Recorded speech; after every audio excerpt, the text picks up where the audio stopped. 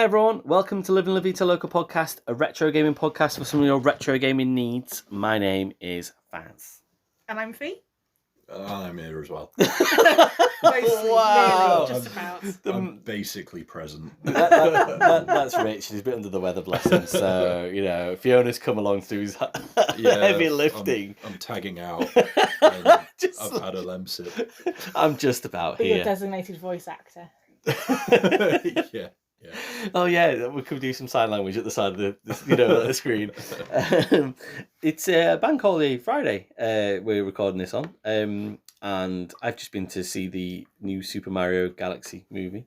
I guess you said the other day, Rich, that you'd not really even noted that it existed necessarily that much. Saw it on the bus today. Yeah, yeah, it's meant to be happening, but apart from that, it's just like, it's going to happen to other people, isn't it? It was okay. Yeah, was it alright? I didn't enjoy it as much as the first one, but it was all right. Yeah, I've heard some bad reviews. Yeah, I think that critically, I can see why you wouldn't necessarily like it. Yeah. I would say, without spoiling anything for anybody, the story isn't as the first one, and it just feels like a load of just random cuts to good Nintendo moments throughout the Super Mario games, Right. and also some other Nintendo games as well. So it's not a spoiler to say that Fox McCloud's in it, so I thought that might pique your interest a little bit with Star Fox, but not really. No, and it's not obviously not Fox McCloud, it's Glenn Powell. It's just like, but yeah, there's some good stuff. That there is one. The reason I enjoyed it so much towards the end is because there is a vindication for me, that I'd say possibly only unannounced, what I would say maybe cameo from another character that isn't inside a Super Mario game. Is in there very unexpectedly, and it vindicates all my choices on Smash Brothers pretty much for the last 20 years. That is it. So I can't say any more because it will spoil it for somebody somewhere. But there is a moment at the end where I'm like, oh shit, this guy's here, and this is like, for like 30 seconds, just brilliant. So yeah. Is it just the Wii trainer? Saving the day. You are perilously close to flexing a rubber ring and managing to defeat evil. You are way closer than you think that you are. So when we're off the pod, I'm sure you guys won't even. Well, I can tell you. Yeah, you can spoil us afterwards. Yeah. So we're not doing with that obviously contemporary movie mini review. Maybe that is it was definitely worth seeing. I think if you're a video game fan, especially a Nintendo fan. So, and we haven't got many retro games today either, so we're going to lend it to, effectively you're our contemporary game correspondent now, I think, Fee. You probably pick up the most modern ones, when we have you on, maybe. Did I not last time review a sort of 20-year-old Japanese detective franchise? Yeah. And but then you did Oblivion remastered. That was That's like true. again old but new. And then So basically, what we're Final saying is, Fantasy. I'm petty and won't play it when it's difficult to play on old controllers. But as soon as it gets onto something that is slick and I can do, Yes. I'm all over it. Yeah. maybe basically. yeah. But this one's a whole new kettle of fish. Yeah, isn't this it, really? was new, and actually, I think came out on Switch last month. So we are actually accidentally very timely. Well, all right then. Well done. Which might just make your podcast concept just implode. This Well, might I be mean, the last it's one, not guys. Close it some- down. Some of your retro gaming needs. Yeah, I guess. exactly. Yeah, we So- absolutely make sure we are legally off the hook for that, so it's fine. I mean, Vagaries of language coming to the rescue. we just said Fox McCloud. It's fine. He's Yeah. old. There you go. as a theory, a Retro concept. reference too. Yeah. So you have been playing Blueprints. Have I? You have. I have. Yeah. You- Or has you Blueprints have. been playing you? Well, that is the crux of my review, to be honest. Yes. Can I just sort of say at this moment then? So, I've been really on the cusp of playing this game, but I think it would be too much. You've for got me. children, Faz. Yeah, Don't do I it. think it would be too much for me. Jeez. I've heard incredible things, but just it would there's no way that with in modern life, like you say with children, I don't think I'd be able to find the time. I'd probably get like an hour in and go, nope. And I don't think I'd have the brain capacity either. I got 84 minutes in. Oh, well, that's, I was like, that's you know what? impressive. I'm good. No, you'd already decided to dislike it because you saw how much. That's it was because I taking want you my over. wife back, frankly. Where's my That's the wife? one line review. Yeah, I want my wife back. Oh, man. It would be lovely to see you. They're in spirit. I mean, you probably 84 minutes, probably as much as you played for the entire review of Bases Loaded last time. I'd say that isn't. That's true. And you think you got a whole game in. Yeah, that's true. That is more than Bullseye. Yeah, exactly. Not much more. But you probably, you can give a whole. I mean, most of my reviews are based on about an hour. Yeah, that's fine. Do you know what I mean? Previews, reviews, whatever. Yeah. So, Fee, I guess it was nearly game of the year last year. I think it got just picked to the post by all the Expedition 33, Clair Obscure drum beats. So it was kind of there or thereabouts in a lot of the awards. I think probably people's second and third favourite game of the year. But I won't steal any more of your thunder. Do you want to tell us all about it? And if you enjoyed it that much or not? Well, there's been a subtle hint, hasn't there? It came out last year in April, so super new. And this is going to be an interesting review because I can't talk too much about the content because it is a puzzle game, and not only is it a puzzle game, but also part of the puzzle is almost finding out what the puzzles are. So I've got to be quite careful what I dance around. So I'm trying to keep it very much to things that you've probably seen in, some of the preview stuff if you've had a little look around at what it is. So I'll do my best. Can't promise no spoilers. Can promise almost no spoilers and nothing hugely major. So we'll do what we can. But it's kind of hard to describe it because puzzle adventure game is kind of what I've seen it badged as most, but it's sort of, I think adventure is probably not the right word anyway. But yeah, it's puzzles is what it is, but it's also a roguelike. So the premise is, first of all, great. It's just so strange. It's the sort of thing you can only do in a video game. You are the nephew of Baron Sinclair, who owns this massive heap of a house on a mountain called Mount Holly. As is every, I don't really know how old you're meant to be. I think maybe you're your sort of early teens kind of thing. But okay. As was every young man's dream at that age, you have inherited this massive house from your weird uncle. Up on a mountain. I'd be fuck that. I'm going down the pub. But he's left you one condition. The condition is you have to kind of get to know the house better. And prove that you'll be a good custodian and stuff. And that's not really as easy as it sounds because the house, for reasons that are never fully explained, which I think is probably for the best, its layout changes daily. So how this kind of effectively works is that you've got a floor plan, the blueprint of the blueprints pun. Yeah. And never put that together before then. Okay, cool, yeah, good. That's me just going, buckle up. Jeez. I don't know. If that's what is mine. What is wrong with me? Much as anything, it's just the inconvenience of the layout of your house changing every day. Oh yeah. I lose things a lot anyway. Yeah, exactly. If you just want to nip off to the pantry for I don't know, chocolate bar or whatever, you're what the fuck's the fridge? Yeah. Oh my god, that'd be incredible, wouldn't it? Really, it's certainly in a house that is massive. As in, how quickly would I be dead? I think probably within 3 weeks maybe. I'd be no, I'm done. Go back to bed. Oh wait, no, it's gone. I mean, yeah, we will leave aside. This is one of those games, much like the Pokemon universe, where it's deemed perfectly acceptable to chuck your 10-year-old out into a place where they explicitly say don't go into the grass because there's wild beasties that'll attack on sight. And you're well, goodbye, I'll see you at the end of your trainer journey, don't come back to your champion. And then slam the door in their face, and that's just okay. This is seemingly okay to just shove this kid off to this house to go explore by himself. The servants have all packed up until he's finished doing what he's there to do. Right, okay. Don't ask. Yeah. Anyway, so you've got this blueprint, and it's your map for the whole of the... whatever we're calling it. Adventure's not the right word. The thing is, but they are called adventure games, aren't they? These games where it's I guess a first-person puzzly kind of game. Everyone doesn't have a word for it, so they use the word adventure. I think probably, I stick with roguelike, and I'll explain kind of why it is. It's not a sort of thing where you die, but it is a sort of thing where stuff resets. So you've got your map, and that's I need to do my maths, didn't write down this bit, should have done. 45 rooms in a grid, so I think 9 by 5. Yeah. So it's long and it's kind of narrow, and all of these squares are blank apart from your start, which is the entrance hall and a top chamber at the top. And yes, the condition of you fully coming into your inheritance is that you find the 46th room. Okay. And that's kind of all you're told. And you're told that you can't stay in the house overnight.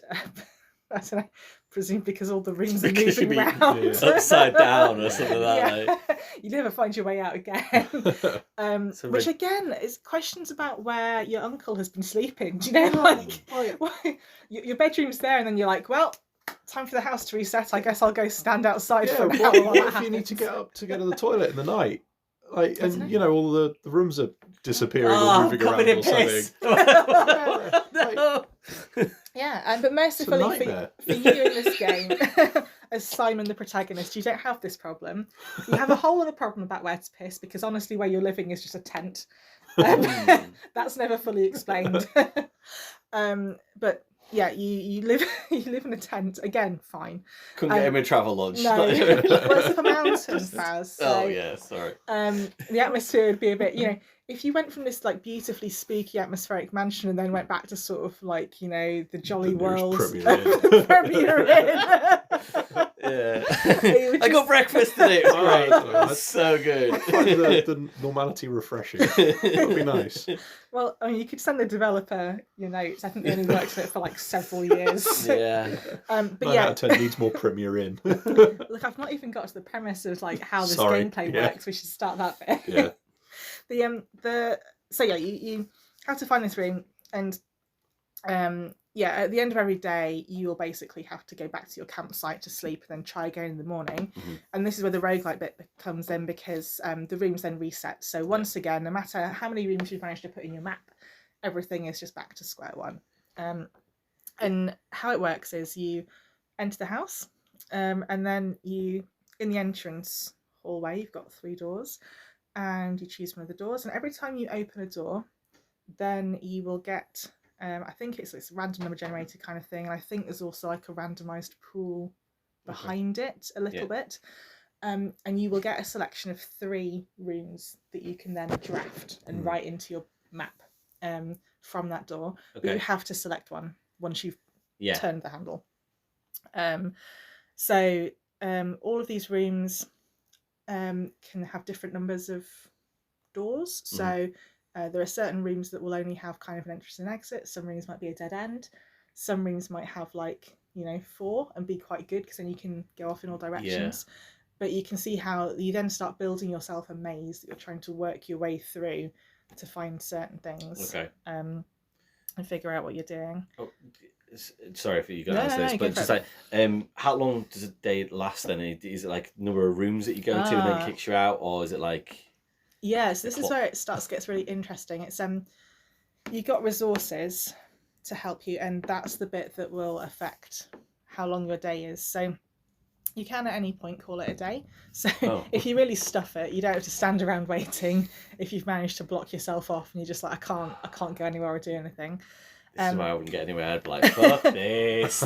Just dive out the window. Like, but you've got a few different resources. You've got keys which unlock doors, because often they're unlocked at the start, but as you get further up, you stand more chance of getting locks and things like that. Okay.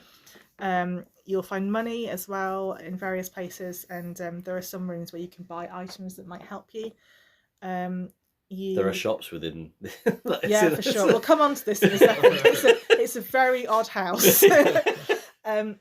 There's gems as well.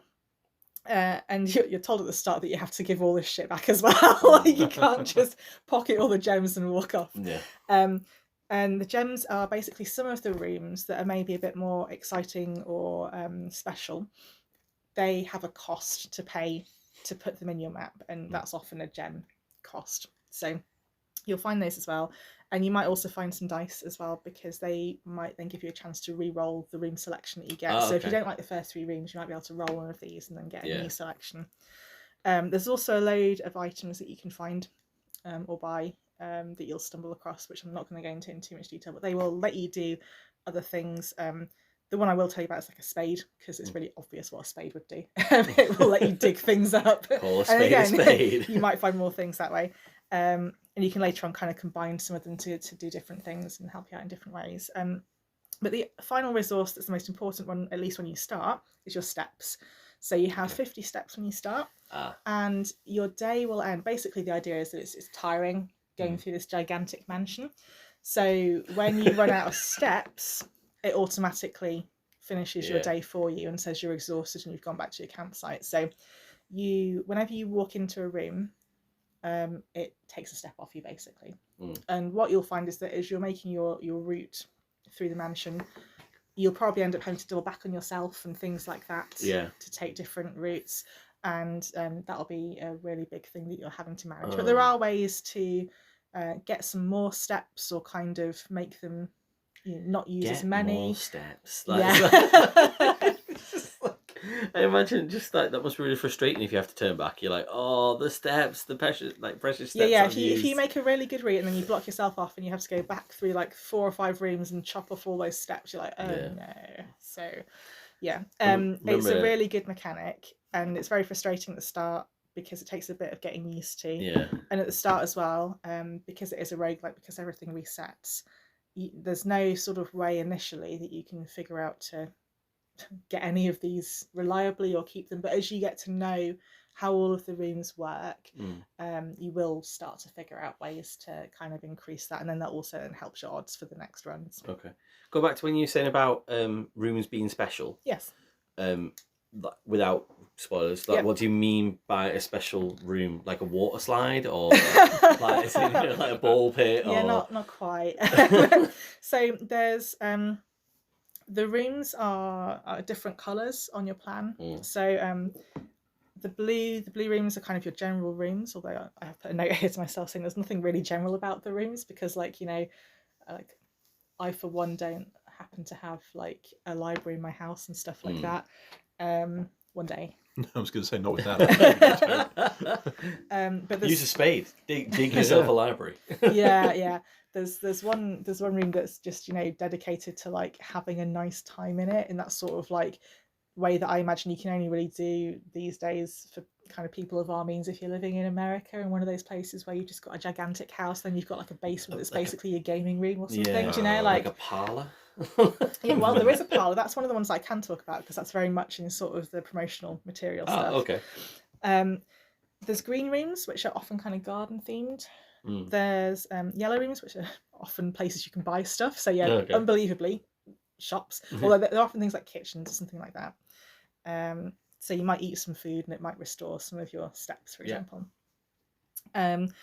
Orange rooms, which are kind of like often hallways, so quite good at connecting places. Purple rooms, which are bedrooms, which might then also help you with your steps because they're kind of restorative. And also red rooms, which at the start you just think are complete arses. I think kind of like 100 hours in, I'm probably still thinking they're mostly arses, but they are rooms with a steep price to pay of some kind, and that's often not necessarily literally just pay a load of gems to get it, or lose a load of steps or something like that, or resources. It's a Horcrux room. You've got to you've got to like kill Dumbledore in these rooms. Like, do not give this person any more ideas. But yeah, there's often some kind of like cost with them that's, there might be another benefit to them once you get to know them a bit better. That means you would want to draw it, or they might be tempting because they might have a lot of exits or something, but you have to weigh up whether or not it's going to be worth it. And then there are also some rooms that are special kind of within that, where they have a bit of a wider impact on other rooms in your wider playthrough. So again, without going into too much detail, there might be some buffs that you can get. So there are some rooms that if you draft it today, then it might have an effect on something tomorrow. Right, okay. Yeah. And, there are some rooms that if you draft them, it could increase the chance of a similar type of room cropping up, which you might want if you're trying to find a certain thing or get back to a certain place. The library is a good example.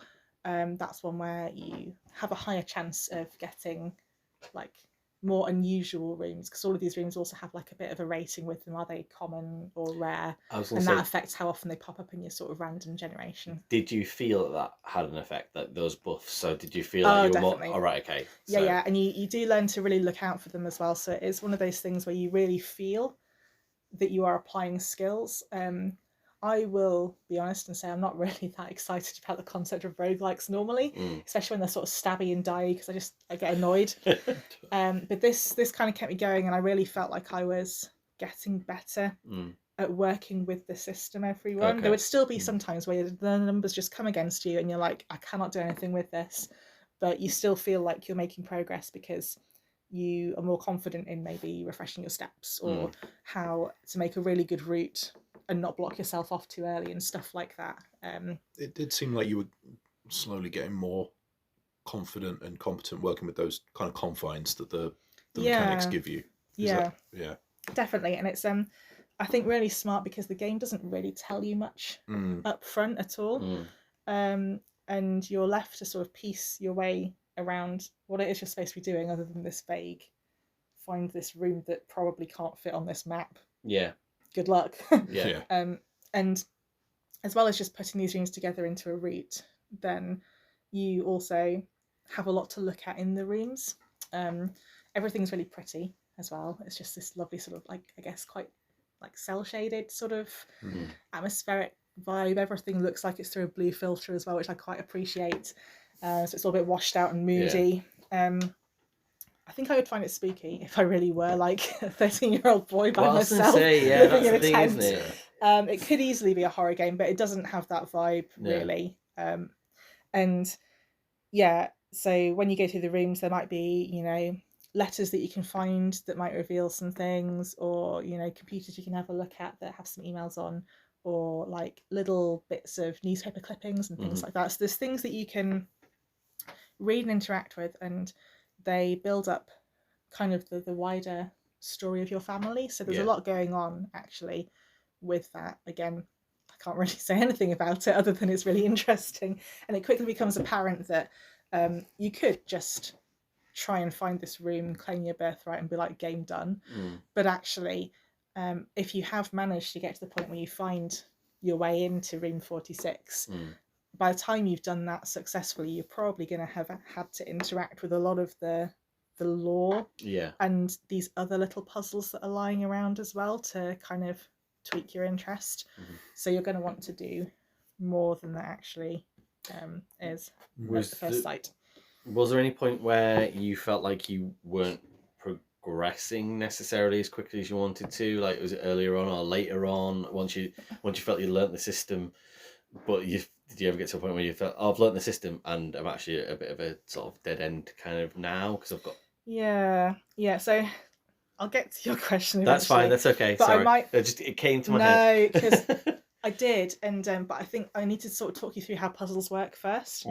Not in general, I feel like you know how puzzles work. I think I absolutely... Well, as remarked before, the fact that I didn't know that it was a pun until like now, and I was like, oh, shit. So yeah, no, I don't. I think the best thing about this game and what I loved about it, and what I think will decide if most people really love it or just aren't that interested, is that it's a really layered puzzle game. It's not a puzzle game in the sense of, you know, sometimes they're quite linear, aren't they? You go here, you solve this bit, that's great. You go here, you solve this bit. Or even like an escape room where, because this reminds me a little bit of an escape room setup. In that you're looking for things that maybe you're sort of looking at a particular set of colours on the wall, and like, does that mean a thing? Or like, I keep seeing these particular like things in different rooms. Should I be paying attention to that? And you're trying to figure out what patterns you should be looking at. And then you're like, why would I need that? And when's that going to come in handy? But unlike an escape room, which tends to be quite, you do this one, then that leads you to this one, and that leads you to this one. There's a lot of things in here that you can be working on at the same time and don't necessarily contribute towards that initial obvious goal. So some of it is also about finding out other puzzles and threads you can pull on to figure out other bits to explore. So there are some really obvious puzzles. Again, there's one in the sort of trailers about the parlour room. It has like a box game where there's 3 boxes, and it's like that kind of classic, you know, 3 guards at a door and 2 tell the truth and 1 lies, or vice versa. And it's a logic puzzle basically, and it's different every day that you go into it. And if you get the answer right, then you can figure out which box to open to get yourself some gems. So there's things like that that's super obviously a capital P puzzle that is presented to you by the game as here's a puzzle, but most of it really isn't that at all. I was scribbling down everything when I was looking around and trying to figure it out at first, and also you get you get better as well as you go in about figuring out what probably is and isn't important. And the game starts to be like it tries to point stuff out to you about some of the more important ones through other things you might find later. So if you have stumbled past everything and not realised, oh, there's probably a connection between all of this stuff that's quite similar, then you might at some point find a note that suggests you take another look at that sort of thing and go, oh, nah, that was a puzzle all along. Or in my case, I was writing down loads of things because I was looking for a code at one point and I knew I'd found something that needed some kind of code. And then I just found a letter at one point being like, I hope you haven't been writing down this kind of thing thinking it might be a code. And I was like, I absolutely, obviously I have. So Shit thanks house. for that, Yeah. developers. Cheers. It is a bit difficult sometimes to figure out, what is a true pattern/puzzle piece and what is just your feverish imagination. I was feeling like that kind of like, having that like red thread all over some kind of like, map of criminal activity or something, trying to be like, there's definitely something here. I've always wanted one of those walls. That is in my favourite. My favourite GIF is like Charlie from Always Sunny in Philadelphia, where he's doing that thing. That's what I'm thinking of. It's just and I can't ever think of another GIF to send to somebody when I'm like to represent that feeling, and I seem to have had that feeling a lot recently, and so I'm just constantly sending it to people. Yeah, that's how I felt about this, and like some of the puzzles are permanent as well, so. Some of the bigger, more important things you can do and solve will change something that will resist the reset, which is handy. So as well, there is that stuff that can help you. Not masses, but a couple of key bits. And there are plenty of hints for the first bit, provided you're lucky enough to find the rooms with the hints and then find the hints and recognise that the hints. Oh, I feel really but sick. I feel so locked in right now. There were a few times where I'm like, that's not a puzzle. Like, you're looking for puzzles, but there aren't puzzles. It was. And then it turns out every single frigging time Yes. it was a puzzle, and I was wrong. And it like, was so good. This rabbit hole just keeps getting deeper. That's good, because then you could be the husband that's wrong and make your wife feel better about herself. Because I do that all the time. Smug in this game. Yeah. I'm always like, what are you talking about? That's definitely not a thing. And it's like, oh wait, no, it's a thing. Right. Yeah, Okay. fine, cool. Yeah, you Sure. got me. Well done. Yeah. And I like that the puzzles also weren't they weren't all the same either. So some puzzles might be again, those kind of obvious ones. Some might be like a bit numerical, some might be more just, oh, okay, now I know that this thing is here and I know I need to bring this thing to that thing to do a thing. This is such a terrible. I'm so sorry, guys. Look, we signed up for this. It's fine. Or it might be like wordplay as well at some point. If that title hadn't tipped you off. And some are just about spotting that you've got a particular tool and you haven't figured out why that would be useful yet. And the answer will be, well, there'll be something. Yeah. So go find what it does. And what I found, especially in this kind of main bit of like trying to find room 46, was that when I was getting to a point where I'd normally have got frustrated because I'd just blocked myself off or run out of keys or something or whatever, and I couldn't get any further, I had a list. You've seen, I showed you at the start of this, Faz, my 97 page. My electronic notebook full of just utterly insane things that if anyone ever finds it, it's going to be like the Voynich manuscript. People are going to be like, what? Was she predicting the future? What do these fragments of sentences mean? Why has she drawn this symbol and the question mark?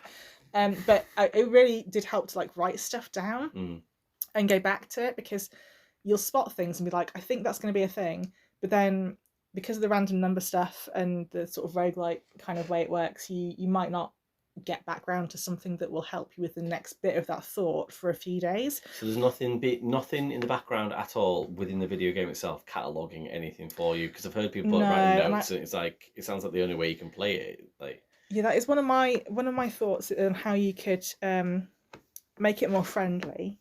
I don't want to say improve it, because it's not for everyone, is it? But I think a slightly better system for hints or tracking what you are meant to be doing would help. There was definitely a point where So again, this isn't a massive spoiler, just a little one. Dun, dun, But, dun.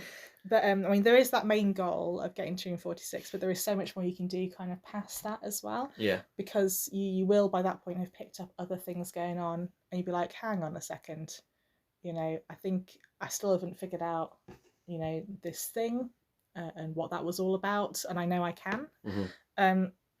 So you'll kind of have an obvious thing after that main goal is complete that you can toddle off and use your next big thing to sort of orient yourself towards. Right, okay.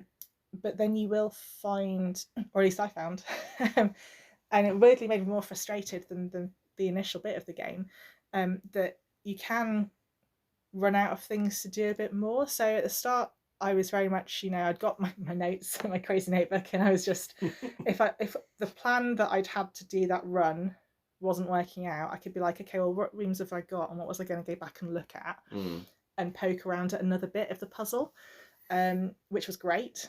But then I think the further in I got past that main goal, the more I was running out of those other things to go back and do. So if I wasn't progressing the thing I wanted to do, it was then getting more frustrating. And I also started to lose sight of what I needed to do at some point. There were a couple of... Richard genuinely took a photo. Why am I playing FIFA? I don't know. When did that happen? Rich took a photo of me because he thought it would be my triumphant victory photo, because I told him it would be, because I was like, this has got to be it. Yeah. I'm doing this thing that is so like cool, that, you know, has been so much hard work to get, you know, everything together to like make this thing happen and figure it out. This has got to be it. And I did it. And it did not. That was not. Man. It did. But then I was like, oh no, I forgot I had to go and do another thing. So I think the problem I offered is to retake the photo. but I haven't finished yet. So I think Sorry, was this past the main goal? Past the main goal, yeah. So, okay, I say getting to the main goal. I wouldn't say walk in the park, but like, okay. I think much better at leading you through and giving you little hints around the place. Yeah. I think part of my problem with the bit after was actually fine, and there was almost a kind of clear section where I had a clear goal, and I was like, yeah, go do that. Did that, and then there were one or two bits that I knew I could still go and look at, but then it just got a lot less clear how I might do some of those, and I felt a bit more left to my own devices. I was going to say, did this feel more like an epilogue, or did it feel like it was just another game? Like, as in, like, did you spend more time after getting to the main goal? Yes. Playing it? Oh, okay, yeah.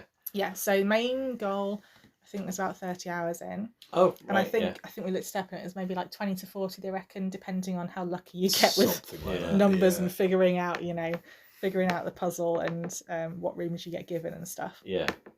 And then loads more after that, looking for these bigger things.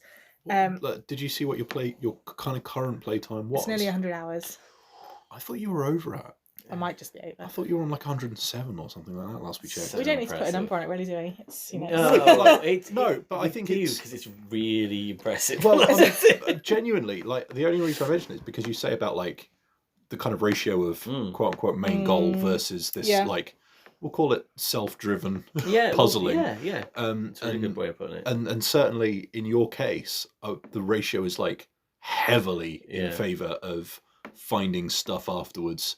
And like you say, there's threads to pull on. And then considering that you said you found that maybe more self-led and maybe more difficult in a way, that it was like obviously a bit more nebulous. But were you enjoying that more than the main goal? No, I wouldn't say more. I think still really enjoying it, because by that point I was like, oh yeah, there's so much more, and 2/3 more plus. Yeah, and I've only scratched the surface of kind of what's going on in the background of this story of the house. It's not just get to the room. There's also a load of questions that I had that I wanted to get answer, and things I wanted to be able to like have a look at that I hadn't been able to properly do that with.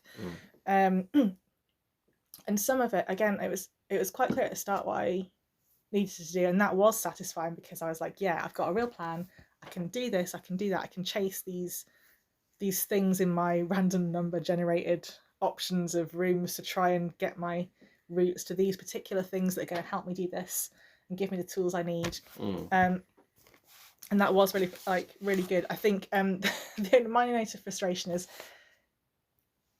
it does get increasingly hard then once you do these big moments that are the things that you've had in your mind is like, aha, and then I will find something else out. It doesn't give you necessarily a very big, here's what you need to go do next. And I think where I actually ended up was I've had to start looking at hints, which has been a little frustrating in a way, but does remind me of like, you know, this kind of, it's not really very like Myst, but it's got that kind of vibe. I get that. You're here, off you go. Yeah, figure it out. Yeah, and if you've missed something, so I for example, I spent bloody hours like trying to do something. I was like, okay, I know that I'm looking for some things to do with this thing, but I just don't know what I do with that when I get the information. Yeah. And then it turned out that basically when I looked at some hints, I hadn't like looked at a certain thing with a certain tool because I hadn't realised that I could even do that at all. So it's one of those things that because I stumbled past it in a quite early period of the game had no way of tracking that I hadn't figured that out and providing me with anything to suggest it. And what I have found good is like forums. So there's a really good I don't even know what it's called. I think it's called Blue Paths. If anyone is stuck, go to that place. I don't know who made it. They're great. I love them. They have made a genuine hint system, so it's not like telling you what you do, but you go through a questionnaire and on their website, and you basically say, here's what I've found, here's what I've seen, have I done Room 46 or not, have I seen this, have I used this thing, and then based on what you say, it gives you some suggestions of like a to-do list. And then you can also then click into those if you just don't.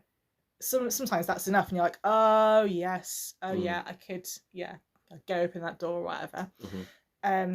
But then sometimes that's not enough, and then you can click on the hints, and they are genuinely like hints. So you don't have to deal with the spoilers, because honestly, if you go on the Blueprints kind of like Reddit pages, it just looks like some kind of like redacted UFO files or something. It's just got like the spoiler text everywhere. And then obviously you can't click on it because you're like, well, I don't know if that's a spoiler for me or not, because the whole point is I don't know. And actually the big thing that you see on the forum is what I was thinking, which is like, how do I know when I'm finished? And that is my other minor gripe, is that it's quite hard to tell. I'm pretty sure now that I've walked into something so absolutely like batshit that I was showing you earlier, and it is batshit and we can't talk about it, but like, I'm like, this has to be a kind of ta-da at the end, do you know, like I can't see where it would go, but I'm also no longer confident that this game is going to at any point be like, well done. You're great. You are a clever sausage. It's not like Exit 8 where it's like, oh no, you found the exit. So, and it does also take a long time. So once you figure out how to like juggle all your resources, you can have very long days.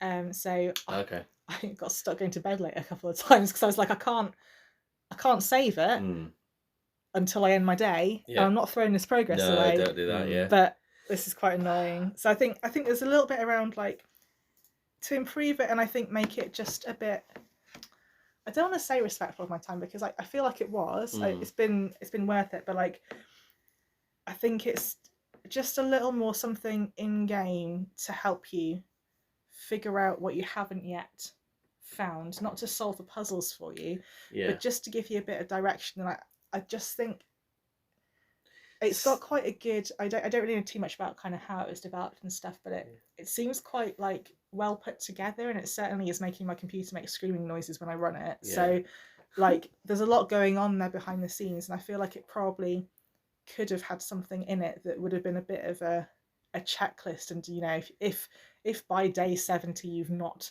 done this, put this email in the computer somewhere that you can go and stumble across, that's a bit of a really obvious hint. It's like one that it's difficult, isn't it? Because it's not an age-old question or an age-old sort of thing to think about, but it's like how much help should you have outside of a game? And how much it sounds like very much in this circumstance that's part of the experience, that almost that you have forums and communities around it and you make your notes outside of the game, whereas like I'm playing a very linear hack and slash game at the moment and stuff, and I absolutely don't need hints for that. That is but like I've still looked at them because I'm a bit like I just want to kind of get through it a little bit quicker, like it's almost, but like whereas here like it feels like.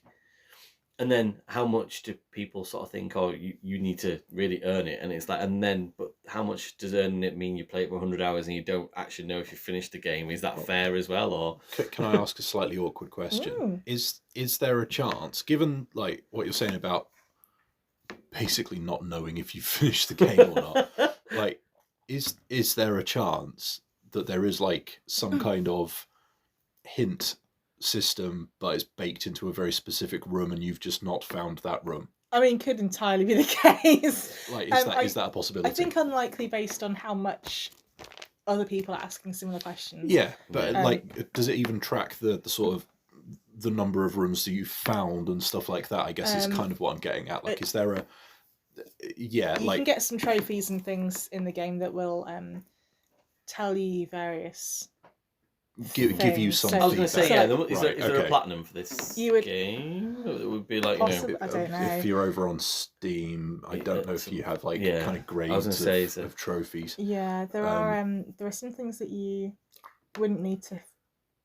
So there's some trophies that I've seen that you definitely they're not to do with finishing the game. So you could finish the game probably, but not do those things if you didn't want to do them. Right. So I don't think that will help you, but it does track a few kind of key things like if you found all of the rooms you could find, it'll tell you that. Okay. But you can't really track your progress. It's not going to tell you how many you've got to look for. No, but I guess at least if it's giving you that kind of feedback of like, you found all the rooms now, then you can at least go, okay, well I've probably seen most, and it would narrow it down a little bit. Yeah.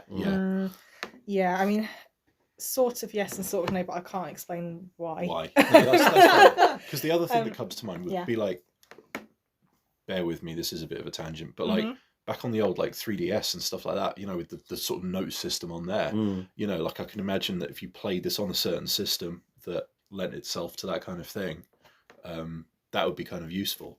But I guess in that respect, it would be kind of handy even if they just had like an in-game notepad of some description. Yeah. You can always imagine, like, because like you said, in terms of development, so the chap that did it all by himself, is it Tonda Ros, I think it is his name, and he'd been working at 10 years and things, but actually he'd finished the game back in 2021, and he's just been making it look nice and adding things to it and making it work. And you almost kind of think, actually, if you made it now, is there some sort of generative AI that you could use? You know what I mean? Like, isn't it where you type your notes in at the same time and then it goes, it kind of flips to another room. I'm just spitballing, but and you have to do it carefully, because I have been on your podcast before and complained about getting too many hints too early. Do you know? I think it was at Jan James, wasn't it? Where like if you stop to admire the beautiful scenery for too long, your assistant would be like, "I think you've missed this solution to this problem over here." You'd be like, "Oh no, come on, I hadn't. I just was enjoying this beautiful game that people have spent hours." It's a very Uncharted thing, isn't it? That's what I was trying to put out with the initial question. It's almost like, do you feel that for the amount of game that you've played, the amount of time you've put into it, and where you are in the process, do you feel like there's enough there?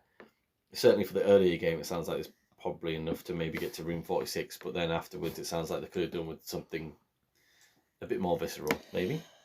I think it depends on you, probably. Like, I think, I don't know, I mean, I have taken a lot of notes, but I think definitely, for me, it was more about the goals and how to get there.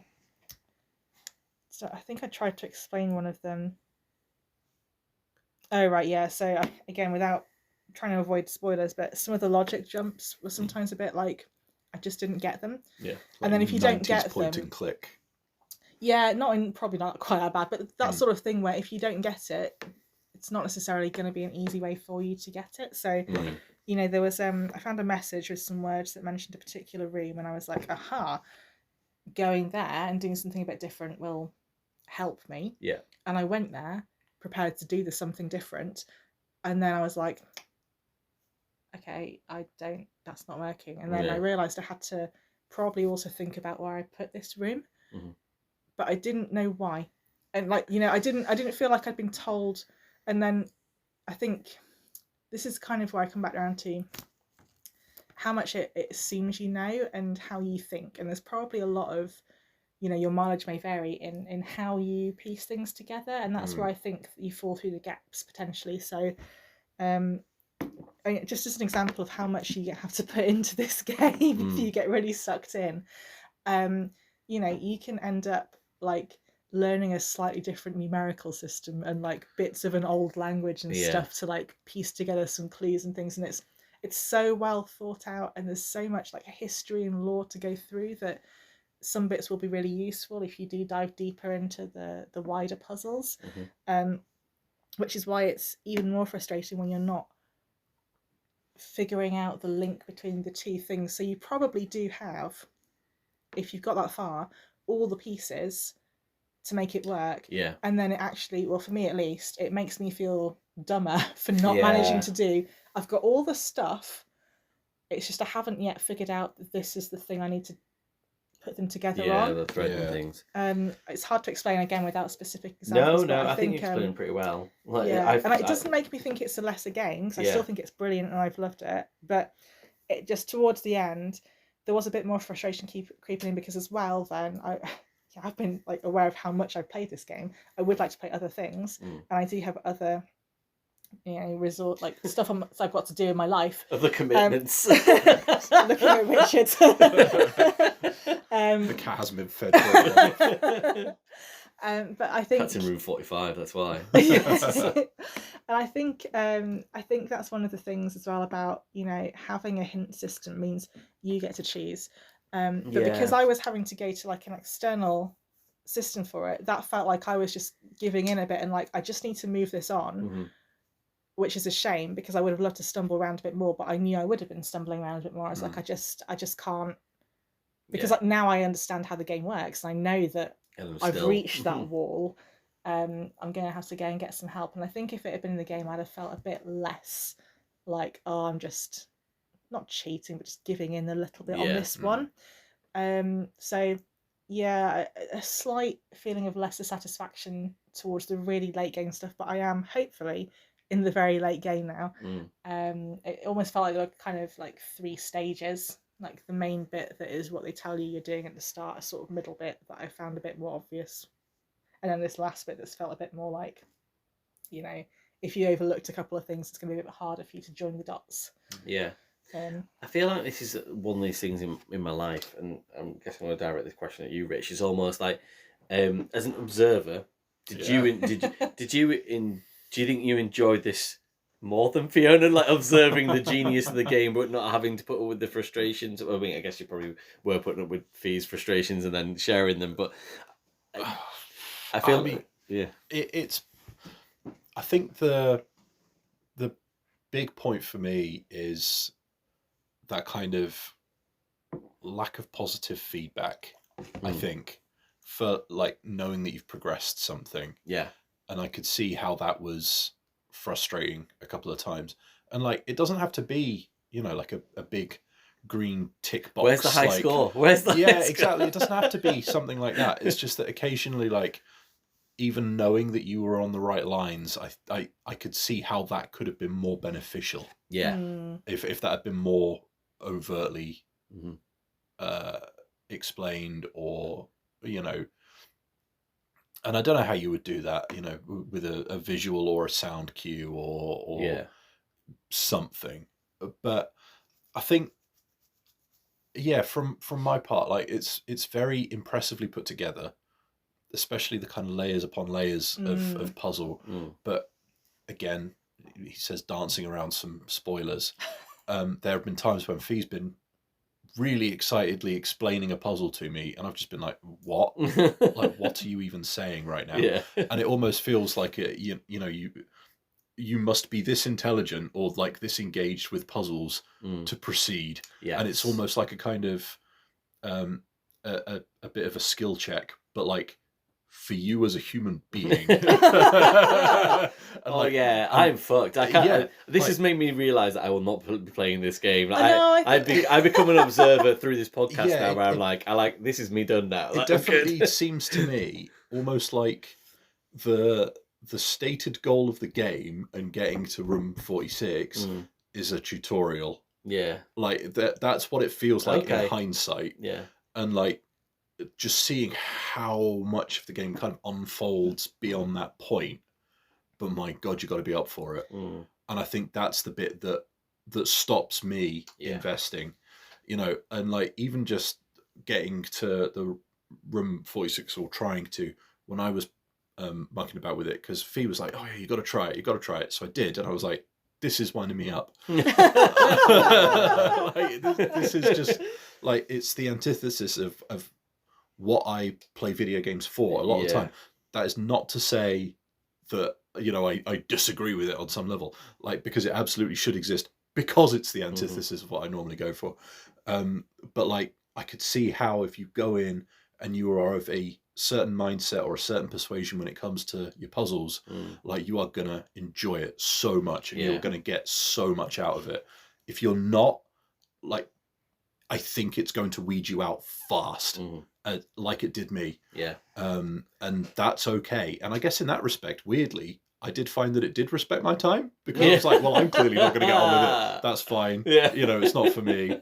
I haven't spent any money on it. It's on the Steam Family Library. It's fine. Yeah. I appreciate what you're doing. It's not for me. And yeah, so like, I think that's where that flip side is, because if you are into what it's offering, then you're just going to kind of get lost in it, and that's kind of cool. Yeah, it's funny because like what you're saying is almost like the only way that I can relate it in my head is almost that I remember when I bought Sally, my wife, Myrtle for Christmas, and she was like, "This isn't like, I love doing like little solving crimes and like little crime investigation stories and reading them and being part of the world." But doing the actual part of it, she's like, it was just stressful and I hated it. And it was like, okay, I get that. Do you know what I mean? It's the same concept, but just two different sides of the coin, I guess, really. But yeah. I think I think it will either be for you or it won't. Yeah. I think probably you could just call it a day when you've done the main bit, because that it is very obvious that you've done that. And that it's never really answered why you still continue to live in a tent, to be honest, but never mind, we'll gloss over that. Maybe you just grow to love it, or maybe you realise you can't live in a house that's continually resetting every night. True. Yeah, just knock it down, it's fine. All part of reset this bitch. Yeah, but I think you're right. I think if you do get into it, you're very likely to want to continue. It's very clear that is the game. It's not there are some games, aren't there, where side quests are a good example, where you've done your main quest in Final Fantasy or whatever, and then you're like, okay, well, I'll go back and help that old lady catch some frogs. Genuine Final Fantasy 15 side quest. She's probably not that old. I think she might have been our age, which is a bit depressing. But anyway, I need help with amphibians all the time. Yeah, and you can do those things if you want to, but they didn't contribute to the main line of the thing or the kind of the core part of the game. This feels very much like there's nothing to say you have to do it. If you're like, I'm content that I have claimed my inheritance, nice one. Again, it's a slight spoiler to say there's no gotcha. It's not like, aha, you thought this was the end. No, you can't have this. It's like, no, if you do that, you do inherit. But there is so much more of the rest, and they are so complex, the puzzles, that it is not a side quest. It is like an additional part of the main bit to go down. And I have never felt more like I understand what a conspiracy theorist might feel like when your son, I was at one point I was doing this on the sofa. I wasn't even playing the game, but I had up a list of like diagrams that I was trying to like decode, and I was like scribbling on those. So you do, it does take you over. So I think it does respect your time in that it's really engaging stuff, and you really feel like you are learning and developing and properly again, you said layers earlier, and that's exactly what it is. It's kind of the same feeling I get when I learn a language, where like you can struggle for a bit and hit a block, and then you'll have this moment of like, oh my god, it was that all along, and then you'll get onto the next stage and sort of start digging deeper into that, and it's great. And then I think the only bit where the wheels came off just a little for me was when I stopped having that constant sense of I understood where I was getting to, I understood what progress looked like, and then I didn't. and then I felt like I was just stumbling around this old house again for a bit, and like, you know. I mean, the impression I got, and like, please correct me if I'm wrong, but like, you know, you go play, and I don't know if it was quite like this in like, I don't know, Grand Theft Auto is probably a good example, like one of the more recent Grand Theft Autos, and you know, you finish the story, and then a message pops up saying you finished the story, but you can still explore the world and do this, that, the other. Like, I don't think you had anything like that after you got to room 46. It wasn't like it cheerfully said, "Hey, you've basically finished the game, but there's so much more to find." Yeah. Like, it's almost like it was reliant on you as the player looking at it and going, "That feels like bullshit. Yeah. I bet there's more to this than it meets the eye." They yes, they don't tell you there's more, but there is something to do with how you are going to have to get to room 46. That means you will see a few things that you won't be able to do anything with until afterwards, and you'll be sat there going, that's too obviously a thing. Why am I being shown like kind of how I was saying before, it is really obvious after that what a big thing is you could go and try and sort out next. So it is quite obvious, but it's not nobody. You don't suddenly get the ghost of your uncle coming back and being like, by the way, Simon, forgot to tell you about part B. So I can kind of see why, for example, Clair Obscure won Game of the Year last year now, maybe, because it almost feels like that's like the game that, you know, the people that brought everybody back to being like, oh, you know, turn-based RPG but new, and like, you know, like, so everyone's like, oh yeah, okay, we're all into this, whereas this sounds like a bit like you say, probably a bit select for some people to think this is a work of genius, but even then people think it's a work of genius can find frustrations with it, I think, by the sound of things. I mean, I think leaving aside even though what you like or don't like about how it plays, I think just how it works is incredibly clever. I don't think I've seen anything like it, and I know people say that quite a lot, don't they? But I think it's quite true that it's quite hard to put this into a box. And that really clever application of, you know, the randomness of the rooms and that aspect of building your map as you go and having to manage all your resources and stuff. It's combining a load of things that I just hadn't seen brought together in that way before, that really made it more than just, this could so easily, the basic story of it could so easily have been, like I say, kind of a point and click type thing, or you know, something where you're just exploring a bit more to soak up the atmosphere and uncover some secrets of a creepy family house. But there's just so much going on that I think it deserves a lot of credit for how it works. And I have made it sound a lot in this, like I was really struggling at the end, and I have been a little bit, but it does so well in that earlier stage of you being able to figure it out. I just want to kind of bring that back in before you finish up, so that I haven't just completely misrepresented it. But I think it is very clever in that, you know, as long as you're willing to look at stuff as you go around, you will start to figure things out as you go, and it is very well thought out to be able to do that, given that it's all randomly generated, so there's no guarantee that you'll see this room before this room, and things like that as well. So I thought it was weirdly intuitive for a game that seems really keen to not hold your hand at all in the slightest, at least while you're learning how the game works, to kind of give you a good shot at being successful. I mean, in that way, I guess it is pretty much genius, really, isn't it? Because clearly someone has just thought about it for such a long period of time to think that this is, I want to really challenge people and make people think differently about a video game, but also if they've managed to make you feel like, you know, supported enough, certainly earlier on, then that's really impressive. So I would love to see like what kind of planning documents and stuff like that. Yeah, yeah. Game. It's probably like my 97-page document. Or, back to the red string situation. Exactly, yeah. Like, and I can't help but wonder if perhaps there is a wall somewhere filled with red string and like crazy doodles and stuff like that. And yeah, I imagine it would make for one hell of a sort of making of kind of a book kind of thing. Yeah, I'm almost more curious about that than the game itself, personally. Yeah, fair enough. Go on then, give us a score then, Fiona. We'll let you score it. We won't score it ourselves. We'll let you do that. The honours. I really wanted to give it a 10. I think a couple of weeks ago I really would have just come in here and been like 10. Yeah. But I've just had that little bit longer of like, I feel like I'm getting stuck and I can't give it enough time to figure it out myself in the way that I want to, which is doubly frustrating because of how much I put into it. So I'm going to take a half mark off it. Yeah. But I think it's a strong 9.5, and I think it's because I can't think of another game that I've been so engaged with on such an intellectual level. Yeah.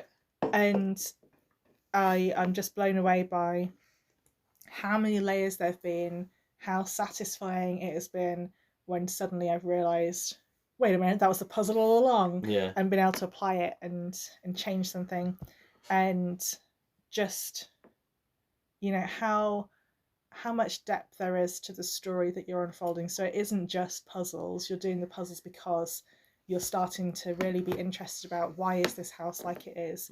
What is the deal with this kid who is staggering around this house by himself for days after days after days with nobody in sight? Somebody feed this boy. Yeah. So, seeing as we're not doing half scores, I was really hopeful that you were um, going to say that. it sounds like we're rounding it up to 10 Okay. still. What have we got in 10s and 9s currently? Well, all right. Yeah, So, okay. Give us a little bit of a 10, a sight. we've got Burnout 3 Takedown, and we've got Disco Elysium. Definitely equivalent. I mean, Disco Elysium is a bit more equivalent than Burnout 3. I would argue, based on current evidence, that Disco Elysium and this are probably, I think that's a strong shout. Yeah. In 9, we've got Gran Turismo 4 and WWF No Mercy. Okay, I'm not letting you put it in the same position as WWF. Whoa! Excuse me. We are going to resolve this off in the ring. In the ring. Like, we will bring your notes have with you. Discussions. You can come to the end of your audit if you like.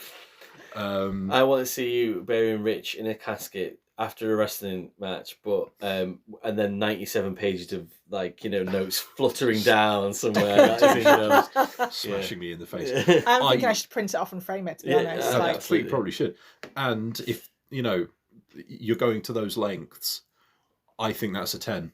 Much like when we had Jack saying about Dark Souls 3 and being inspired to do all sorts of odds and ends. I think that's a 10. In fact, you know what it makes me think of just now, like looking at your list of things we talked about before, it kind of, when we were talking about Indiana Jones and how cool it was to have the notebook and that feeling, and it was just a shame we couldn't add anything organically.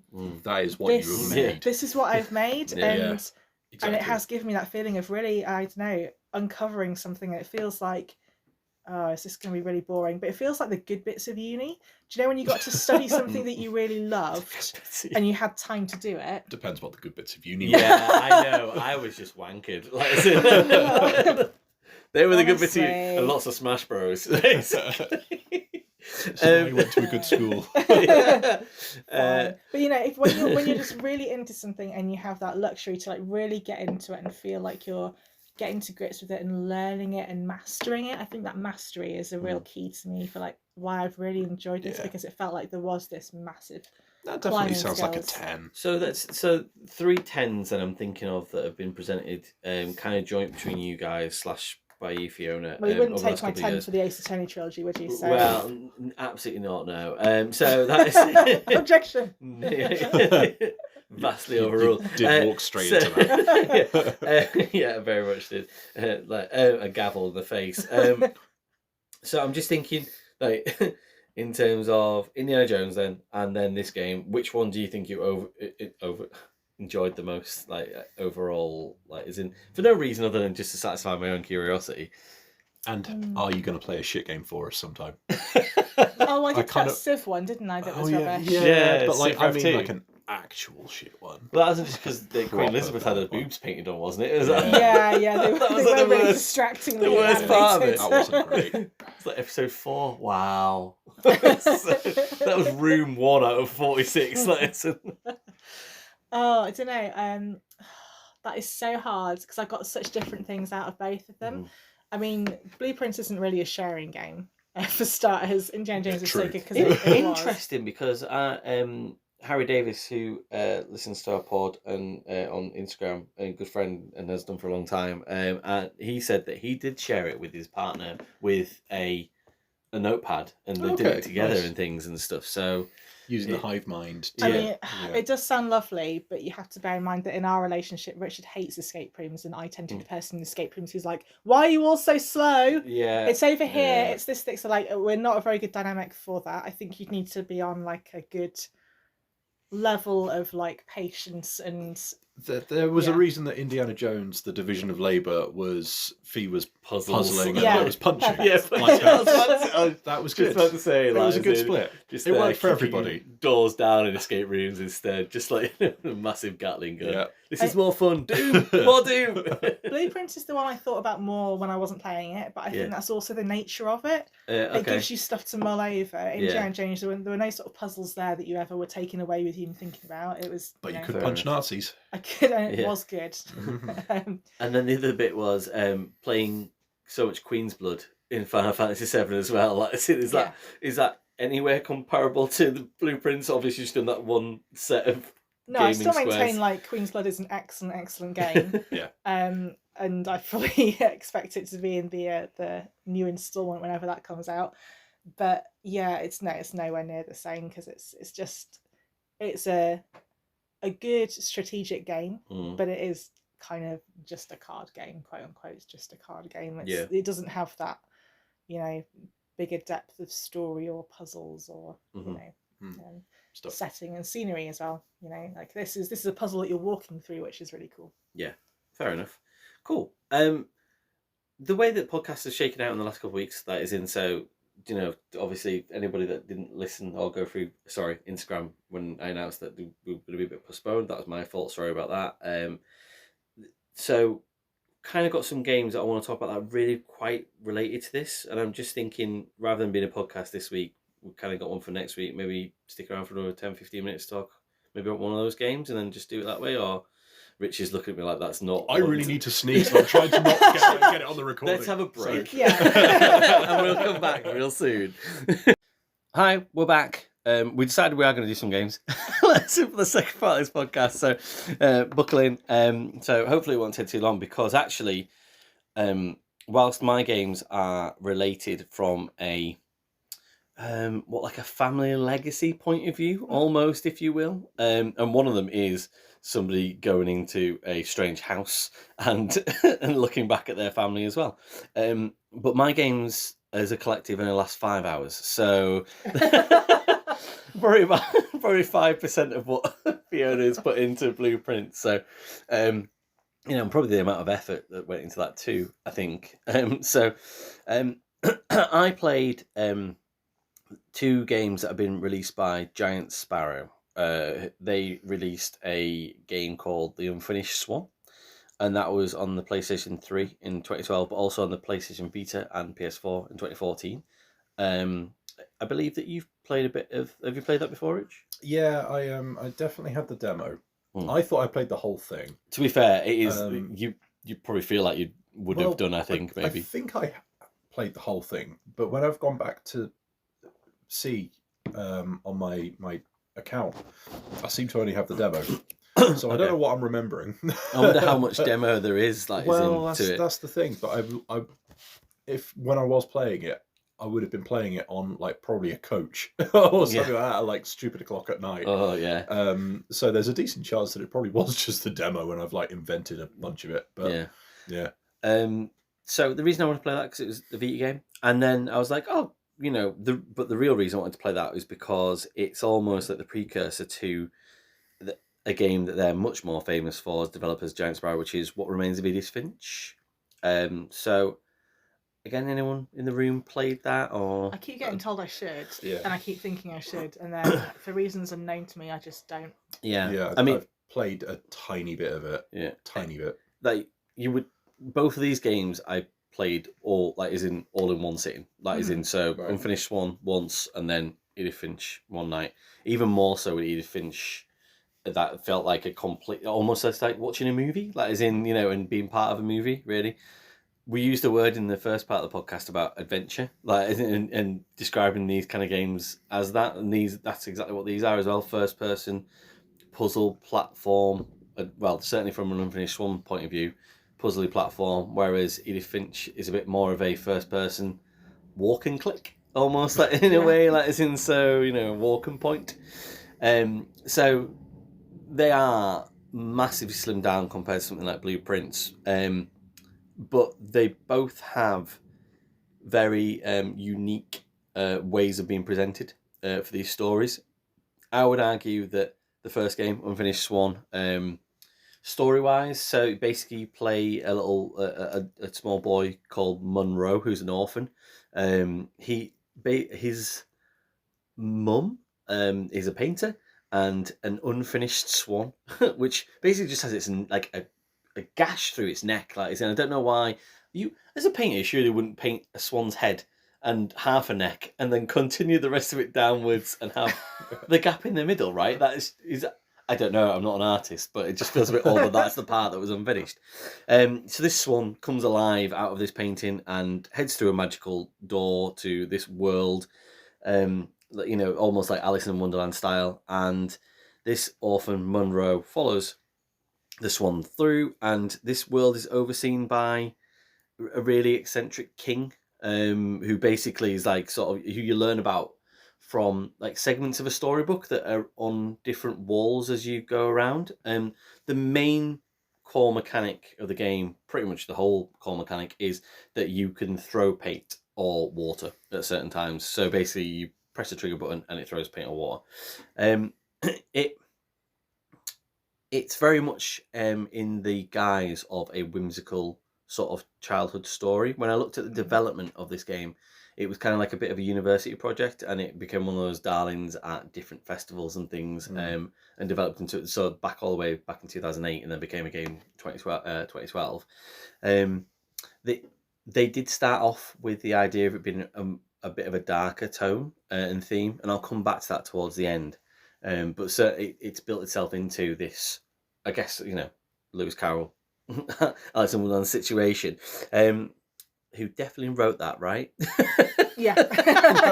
It's like, fuck, I just said some words that I'm just guessing. I'm terrible with literature. So you can throw this paint around. The very first level is something again, using that word unique, I've never come across before. So it's a complete blank canvas, and nothing appears until you start throwing paint at what I would call the walls or the objects around you. It's like narrative Splatoon. Yeah, pretty much. Yeah, and it's really, really fantastic. It's such a cold open because you just don't know what to expect. So you just start throwing a few paintballs around. You're like, am I going to break something? Is this what it should be? And then all of a sudden I'm like, oh, I just need to absolutely throw as much paint as possible to reveal as much of the world to be able to understand that I should be walking forward through this world. And the only goal you've kind of got is to follow this swan. To start off with, it's just a completely white canvas, and it's really quite beguiling. And then you just get a few sort of subtle hints of colour every so often across a perspective. And it'll be maybe some of the footprint of the swan, or it might be something where it might be a few pond reeds or something in different colours. And you basically effectively just kind of follow this trail whilst you're also revealing it as well. The first level is stunning. There's even some sort of Escher sort of Echochrome game I reviewed previously, perspective work as well, where you start falling down sort of stairs, or you have to jump down gaps and things that you don't really realise until you throw paint at it. It's absolutely amazing. And that feels like, I don't know if that's the part that you've played as the demo or not, because that feels like something you would reveal to people as a demo and go, come check this out. Check out this really cool mechanic. They then remove that mechanic kind of in a way, in so much that you finish the first level. I think it's 5 levels, and you go into the second level, and it's shit. It's just I didn't know how to explain that. It's just it's not horrendous, but it's you just end up in this sort of magical world where the music's all nice and dynamic and things, but all of the, I guess I want to call it, wire framework of this city is revealed to you, and instead of paint now, you have water, and you throw water, and that then helps vines grow that then you use to platform. The problem being that the platform is like 1992 Star Wars on a PC game kind of platforming. It's just like you jump at it and you stick to the vines, and it's like, and because it's first person, it's a bit odd, really. It almost feels like a really early concept VR game on a PS Vita, which just doesn't necessarily work very well. And the second level seems to last an extremely long time. Like, is in it really makes the game kind of sag at that point. And after having such an amazing open and something that felt like really artistically sort of a breath of fresh air, it just seems to revert back to this. It's almost like, oh, here's our great first album, here's our difficult second album, and it's like, and you can totally see that. You're like, they really struggle with this, which is then a bit of a strange sort of feeling, because later on in the game it picks up again massively. So there's a level where you're going through a dark forest, and that dark undertone that you maybe expected they would have put in the first place when they talked about it, that development process of going to a whimsical story, but they were maybe going to do something a bit dark to start off with. You see that in that part of the game. So the dark forest, you have to move between spots of light. You can only activate the lamps by throwing the paint at them, and then you have to move to that area. If you stray from the path, some I don't know, really horrible shit happens to you. Basically, it doesn't end well for you. Basically, so it's got almost starts to carry a little bit more of a horror vibe for that level, and that works really, really well again. And you can throw paint down in a river, and that becomes neon light, and then then you have to follow that as quickly as possible with the flow of the river and things. So that's really cool. And then it kind of turns into a bit of a back to that Echochrome Escher sort of thing, where you can throw like physics effectively like at a wall, where it's like, and you make shapes and you make steps for yourself to step up and do the platforming, which it's a little bit cumbersome, but the idea of it's really cool, and it's much better than the second level where you are doing all the water and the vines and things.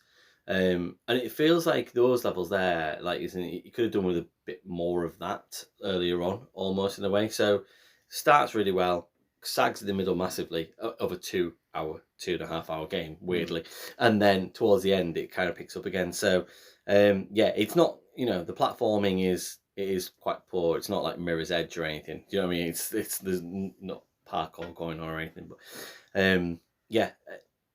the problem being probably this game as well is that with it being a storybook, it's very story led. The parts of the cutscenes that are in between the levels are really well presented and beautiful, and kind of like the gold leaf writing and things, and it has it says all the right things, all the music's dynamic and everything, but from a point of view of the actual story, it feels like a bit, I don't know, I never really felt any emotional connection to the story of this orphan who's trying to find his way through the world, and obviously it's meant to be some sort of allegory, and I kind of got it straight away, and I was like, I get it.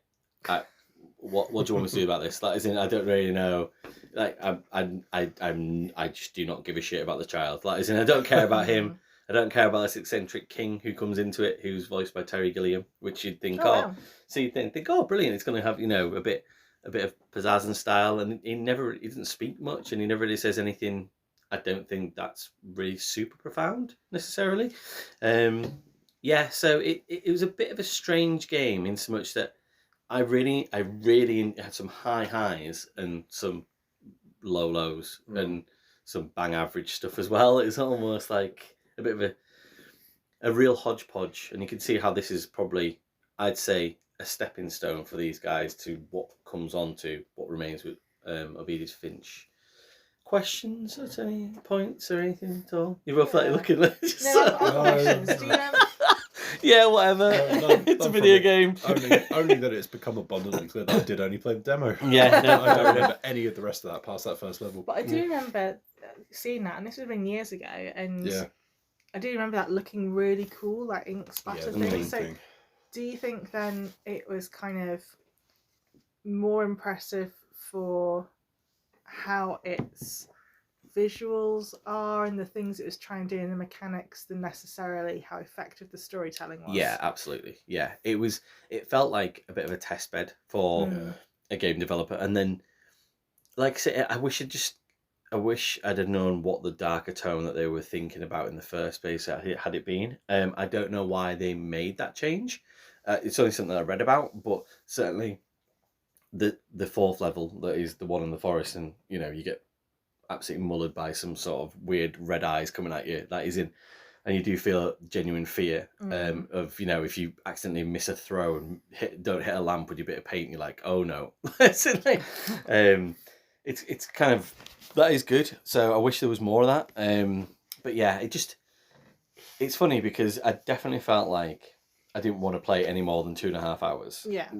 So that it felt like the right amount of game. I still recommend people play it.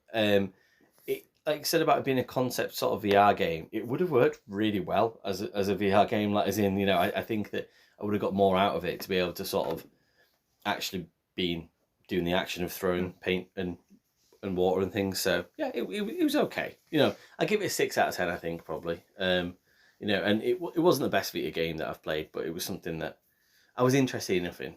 So, which I think I could say more happily about What Remains of Edith Finch. So this is going back to being, like I said, probably the more well-known project from Giant Sparrow. So this is from 2017. I played this on Xbox, but it was available on PS4 and Windows as well. Again, that first-person story, adventure, point-and-click kind of thing I alluded to previously. I've done quite a few of these recently, I guess, because I played Firewatch that probably quite recently and really enjoyed that. I think that ended up with a 9 out of 10 from a free play score. So yeah, this one, there's very little that you do.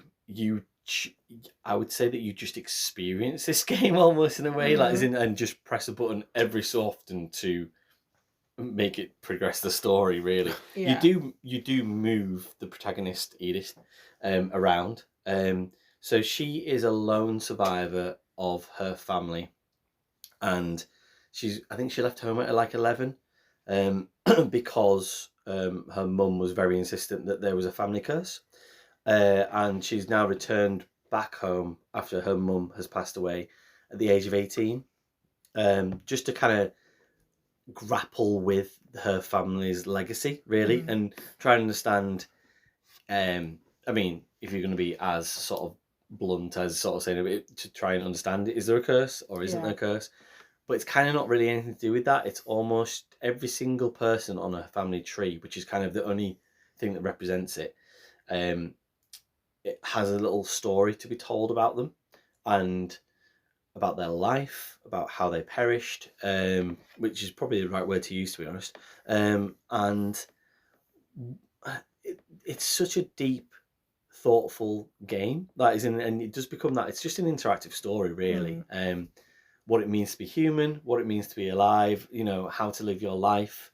The way, there's just so many different ways that I think, depending on who you are as a person, that you can just take it and think about it and feel about it.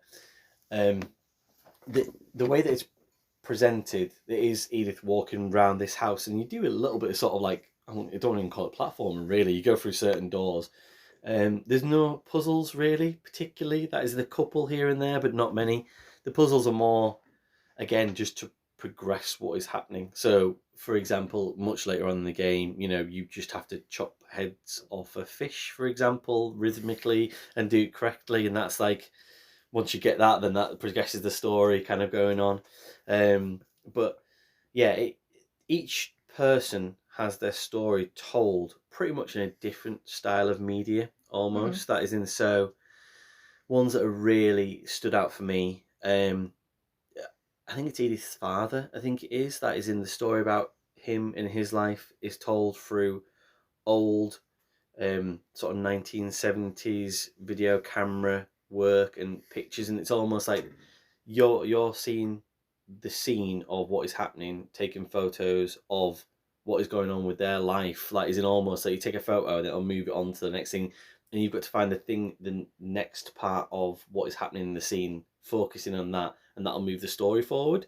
Right. There is, I can't remember the exact family tree, but certainly there is a Scream / sort of 1950s comic book reel of one of the stories, and that is sensational. It's so amazing to go through that, and all you're kind of doing really is just watching sort of, you know, the untold mystery sort of vibe really. It just seeing it unravel and being part of that, and every so often you'll click a few buttons here and there and move a person to a different room.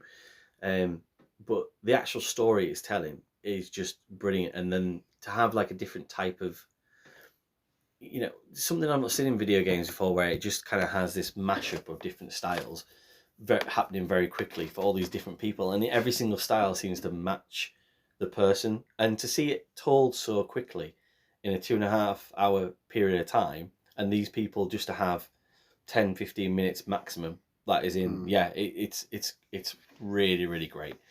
A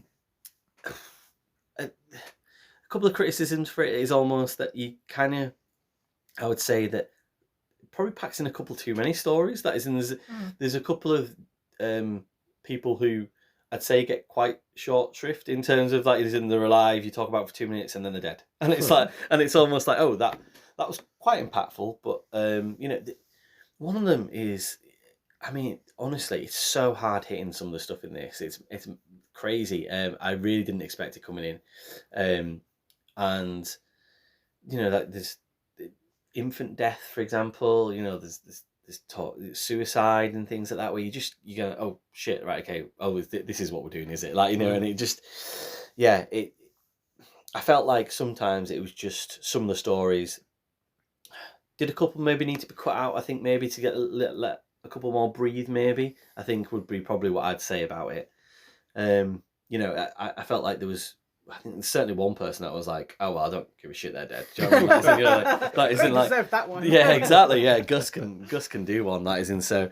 This is tied to the previous game because it's insinuated that one of the children is tied in with the previous game, an unfinished Swan. Okay. Which I think it's just kind of one of those things that they've done as developer, where they've kind of Like got all an these. Easter egg. Yeah, effectively, it's not like.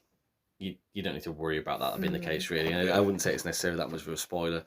You know, there's just so much sadness in this, but like the way that it's told, like for example, I don't want to spoil it too much, but the infant death that's in there, the way that it happens is in such a, that you can imagine, that is in obviously a child you know, a baby dying, obviously would be a horrendous thing for everybody involved. But the way that they tell the story, they tell it from the infant's point of view, and it's this joyous, amazing, magical journey of them under the ocean and stuff, and it's beautiful colour, and you just kind of go, what are you doing to my feelings here? I don't understand that. I mean, I do understand, I kind of got what you're doing, but it's just like, it's insane how they can just kind of flip it very quickly, and I do think they've done a really good job of conveying the jigsaw that is life, almost in a way that, you know, you can see it from one way, and there was this wonderful magical journey that only lasted a couple of years for this child, but they were so happy from their point of view. But then obviously what happens is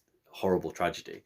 Do they stick it down your throat a little bit? Do they almost, that is in kind of like, you know, really, really, really lump it on with emotions and stuff, and kind of towards the end of the game, it does get a, I don't want to say a bit preachy, but almost a bit like, isn't it a miracle we're all here, and isn't it a miracle, isn't life just wonderful, and shouldn't you be really grateful even if it gets cut short and the stuff and everything? And I'm a bit like, okay, you know, like, as in, let's simmer down a little bit on that. I think maybe just, you know, I'll be the judge of that. Yeah, exactly. Yeah,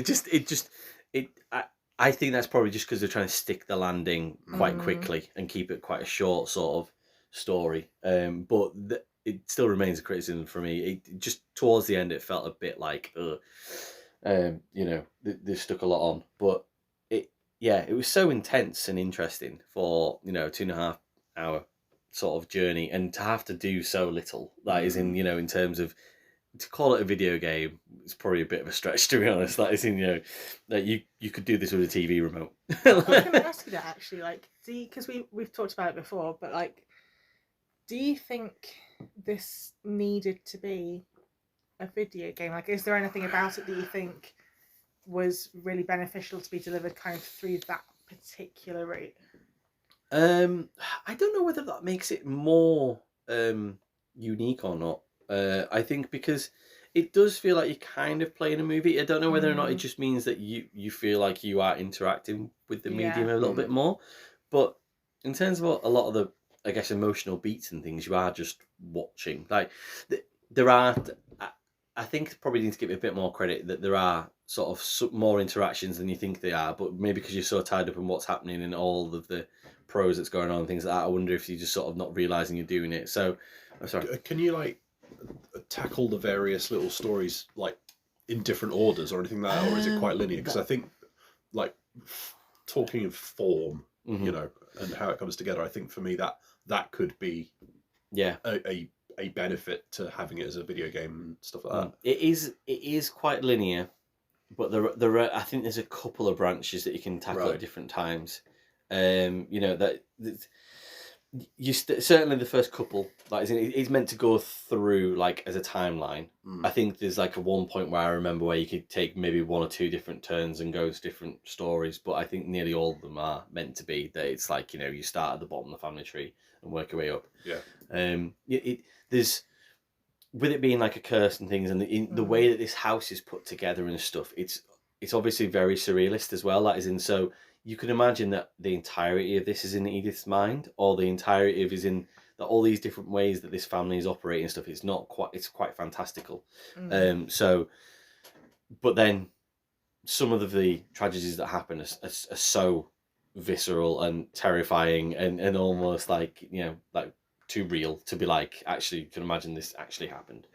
You know, one of the stories that the part that deals with the suicide got just like, it's just too real. Do you know what I mean? It's too real. But again, they tell it in such a wonderful way to be able to sort of say, actually, you know, like, you can see it, to get that nailed down as a story within 10 minutes of gameplay, or, you know, time really, and also do these different ways of making that happen is, it is stunning. You know, I don't want to take too much away from it for that sort of thing where I sort of say, you know, that I feel like they probably could have taken 20 minutes out or maybe kept the 20 minutes in and changed it, and so kept giving more time to stories, because maybe that would have changed it too much, maybe. But yeah, in general, that is in, it's so, I mean, I've used this word a couple of times in this podcast, but it's so unique and just so fucking cool that someone went away and made this in the way that they did. And definitely, I think for, you know, you could be, I don't think you could spend a better 2.5 hours necessarily with that sort of, with this kind of material, really. It'd be interesting to see what they do next, almost in a way, because they've had 2 different projects here where they've kind of gone, well, actually, we're going to try different types of media to make different stories. One story, I'm going to be honest, landed quite flat, whereas this one lands much better. There's still a couple of bits in there that I wouldn't necessarily say it makes it the best experience I've had in a video game ever.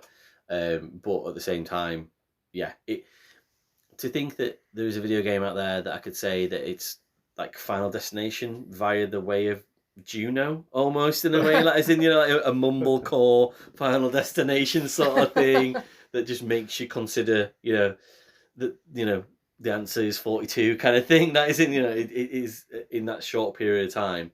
It really cool. I'm gonna give it a 9 out of 10. I think people might connect with it even more than that.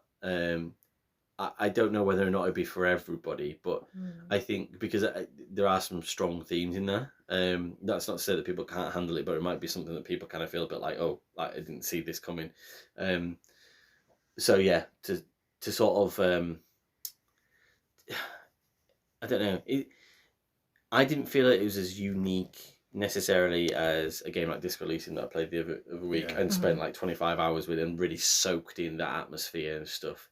Like, I think that because it is so, you know, quick, if you will, it might not land the same for every single person, maybe. Like, it might just be like, oh, right, okay, well, maybe it wasn't for me, but I'd say most people will find it really fascinating, would be what I'd say. So, but You guys look tired. No, Time for an hour and a half. It's like... No, I was just thinking it's an interesting example, isn't it, of a kind of quote unquote game. Yeah. But it's actually doing something quite different to what you expect from a lot of video games and asking you to, I guess, think in quite a different way and engage with different themes than you might be used to. So yeah, I'd be interested to have a look at it, and maybe like when I've got a load of like when my cat's here for emotional support. Yeah, I was gonna say like it's a nice day outside kind of thing. So obviously speaking to you guys personally before the podcast, I've had quite a lot on emotionally recently, and I was like, oh fuck, what have I done? I started playing this. I was like, holy shit. And one thing I did want to say about it, so I mentioned it before about the unfinished Swan. So this game would work really well in VR, and I was like, oh, there's no VR version of it. I expected, and it's within the VR realms, like 2017 PSVR and stuff. But what I did do, I played it I remote played it on my Xbox to my Meta Quest 3 and played it effectively in VR, and that so that was like the second hour. I kind of had a bit of revelation. I was like, oh yeah, I'm gonna put this on, see if it works. And so it's more of like, so it's not completely surrounding you as if you are Edith, but you've got a big screen in front of you, and that like really maximised that process for me as well. And I would be surprised if at some point this didn't get made into a VR version of this game, because it would just absolutely sing. But I don't know if it's like too emotionally devastating to be kind of actually in the system. But yeah, that was just something that if you do have the ability to do that and kind of get it on a VR headset and have it on a big screen in front of you, then yeah, I definitely recommend that. So nice. But yeah, only if if you've got a cat to stroke and hold dear to you. So, but yeah, the reason I like to sort of bring those together is because, like I say, it's all to do with family legacy and dealing with what's before, and whether you get an inheritance that you have got to work really hard for, or just go to a house and work your way through some rooms really easily. I don't know, but. Family's tough, man. And thank you for listening. Live and Vita Loca podcast family. Really appreciate you guys, and we'll speak to you again real soon. Cheers. Bye.